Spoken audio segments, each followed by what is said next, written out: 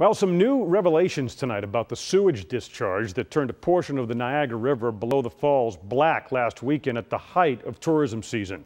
The incident prompted an investigation by the DEC, which met with water board officials again today, according to sources. And 2 on your side's Dave McKinley is digging deeper tonight after a new internal memo from the water board has surfaced. Dave, what do we find out? Well, Adam, 2 on your side obtained a copy of an internal memo sent early this week by a water board official. Now, after providing the contents of it to them, its authenticity has been confirmed by 2 members of the water board as well as a manager at the agency on the condition that they remain anonymous.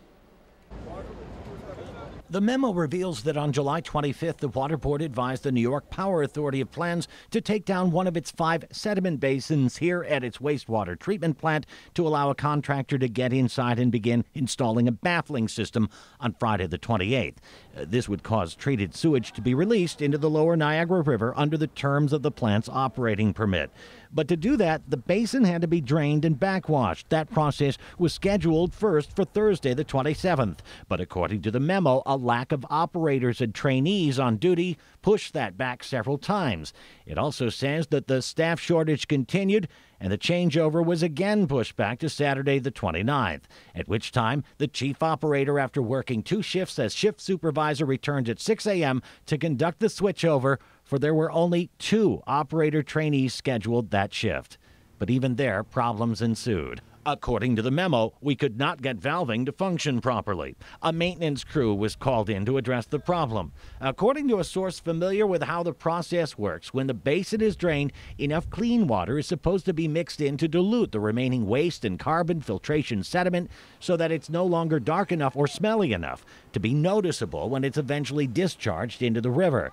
The memo indicates once the valve problem was fixed, the on-duty operator who was held over from the midnight shift was sent home.